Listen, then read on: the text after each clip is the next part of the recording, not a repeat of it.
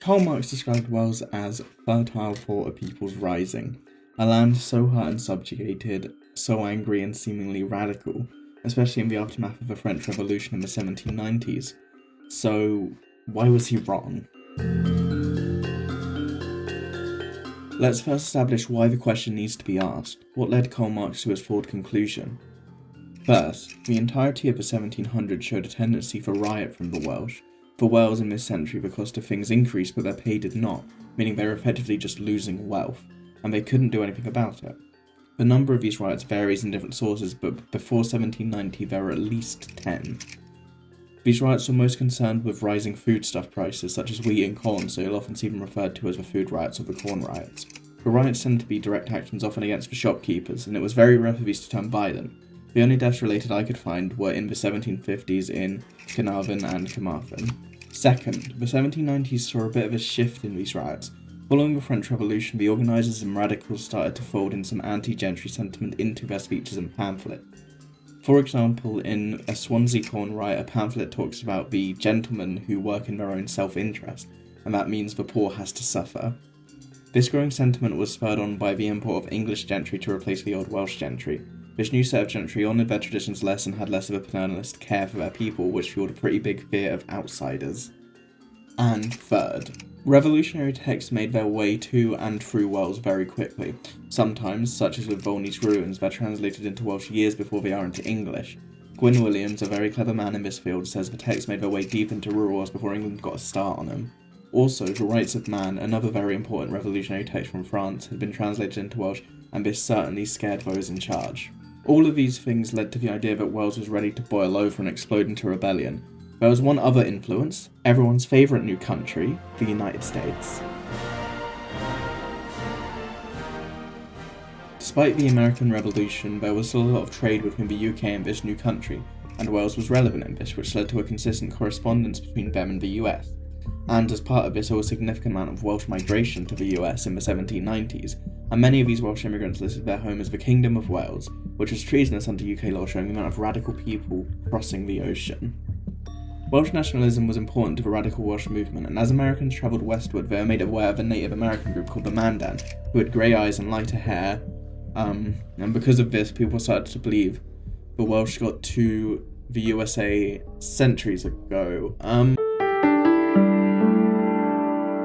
Madoc left the land in contention betwixt his brethren, and prepared certain ships, and leaving the coast of Ireland so far north that he came to a land unknown, where he saw many strange things. This land must need be some part of the country of which the Spaniards affirm themselves to be the first finders, for by reason, this land, to the which Madoc came, must needs be some part of Nova Hispania or Florida.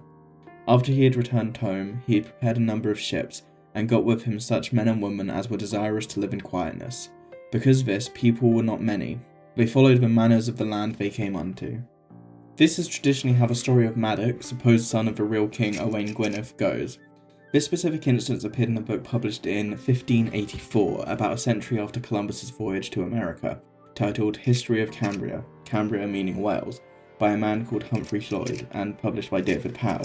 The only surviving instance of the story before this was in 1580 by Sir George Peckham, in his True Report, where he says Madoc departed from the coast of England about the year of our Lord God 1170, and arrived there, planted himself and his colonies, and afterwards returned himself into England, leaving certain of his peoples there. This text exists to challenge the Spanish claim in America. England wanted it from Florida up to near Russia. In this True Report, the supposed colony is not located with any precision, and an unidentified Welsh chronicler is cited as evidence, along with a few words that sound Welsh to him. 1. A fruit. I don't know how to pronounce that. Looked it up and I still do not know how to pronounce it, so guaphos, which he twists and writes as gwyneths, to make it seem a little more Welsh. 2. The greeting gwando, which sounds like the Welsh word for listen. Gwrando. And 3. Penguins, which, quote, seemeth to be a Welsh name, like the words pen and gwyn, which together make penguin, meaning whitehead. And the author of the book I'm getting this from, Gwyneth Williams, then says, quod erat demonstrandum, pretty much saying, and that's the entire argument. Another issue I want to point out here is the claim is Madoc made his way to North America, but a lot of the examples are in the South Caribbean and South America. People are just fully grasping at straws to make territorial claims. Despite this, the story was still popular well into the 1800s. George Catlin, an explorer of the American frontier famous most for his art depicting natives, stayed with the Mandans for a while and commented, quote, "I have to inquire whether here may not be found yet existing the remains of a Welsh colony, the followers of Madoc. And the reason he is swayed to this idea is because, well, a bit of racism. Because the Mandans had permanent homes, and with some other factors, this made Catlin see them as more civilized, compared to the other tribes he was used to, and in his mind this could be explained by them being, quote, half-breeds with Welsh settlers. Ultimately, this is related to why I'm a bit antagonistic to this idea. Along with the evidence being thin at best, it just has an air of white supremacy to it, when one of the main arguments is the Mandans displaying some white traits and being more civilized, whatever that means. Now, there is a mention of Madoc with the ocean before the Europeans got to America, namely Meredith ap Rhys in the middle 1400s, who, thanking a patron for a fishing net, wrote, quote, "Madoc the bold, true whelp of Owain Gwynedd, would not have land nor great wealth but the seas. A Madoc am I to my age, and to his passion for the seas have I been accustomed." And clearly the phrase, "a Madoc am I to my age," cannot exist if a somewhat well-known Madoc story featuring the ocean does not also exist. There were also, earlier in the 1200s, a number of Flemish writers who mention a Madoc, specifically a guy named Willem who appears to have wrote a longer story about Madoc, perhaps associated with the King Arthur stories, but no copy has been found. Vivian Sanders points out that the Vikings landed in North America in the 11th century, and it was ignored by most until enough evidence came out to make it undeniable, and says that could be true of the Madoc story, and sure, if some new evidence of this drops I will be interested in checking it out, but as of now I think the idea best stay in the past. This Madoc story was massive in the 1790s and 1800s, and it led to many Welsh people heading over to America and making Welsh settlements there, such as Beulah, Pennsylvania, which attracted hundreds of Welsh families. This movement of Welsh radicals to America was a big issue because despite constant communication, it was still siphoning away the most radical people across the ocean, negatively affecting local movements, and sometimes transatlantic communications could not be relied upon, with some government crackdowns on seditious writing. The nationalist nature also meant they were less likely to work with other revolutionary groups such as the United Irishmen, leaving them alone against the much larger and more loyalist country of England. A person I want to particularly bring up is Morgan John Rhys, who was a minister in Pontypool and a major radical who encouraged a militant form of republicanism using passages from the Book of Revelations to inform his worldview. Rhys later would move to America in 1794, founding the town of Beulah and showing off how intentional his radicalism was as he fought for the support of Black Congregation Church and Indian rights along the Mississippi where the Mandans were, and he's also just a clear example of a radical person who left Wales and detracted in that way from the local movement. In response to revolutionary texts published in Wales, a curate in Anglesey, Thomas Ellis, wrote to King George III that North Wales was being overrun by, quote, hordes of Methodists decanting on the rights of man. And maybe it's a little bit silly that the word decanting being used implies it's not just plain old yapping, but some sort of learned discourse about it.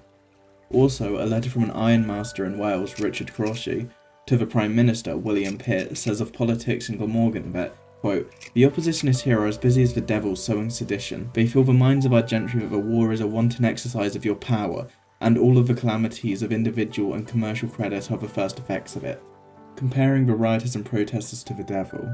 And there was clearly a quick spread of reformist sentiment. By 1792, Cardiff, Brecon and Merthyr all had their own local reform societies.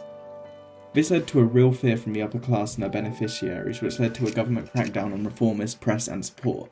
For example, after the Rights of Man's second chapter was published in the UK, King George III made a royal proclamation against seditious writing. There were also hunts, arrests and treason trials which forced these radicals into the shadows, making them much harder to track as a historian. And with the viewing of private correspondence, it also pretty much put a stop to communication from the United States as well as between Welsh radical communities. During the latter half of the 1790s, the UK was in one of its many wars with France, and at one point the French landed in Fishguard, Wales, which led to a big spell of loyalism and government crackdowns on Welsh Jacobins, aka anti-royalists inspired by the French Revolution, clearly displaying the government feared the effect that France was having on Wales. But the speed at which patriotism and loyalism spread amongst the Welsh shows that most Welsh anti-loyalists weren't exactly steadfast in their beliefs, or at least were easy to sway. Another issue for the reformists were loyalists were real members of Welsh communities organically. and so loyalist ideas spread across Wales quickly, and many loyalists would help give people food and land for churches, so it would be hard for many who benefits from these gestures to see them as enemies.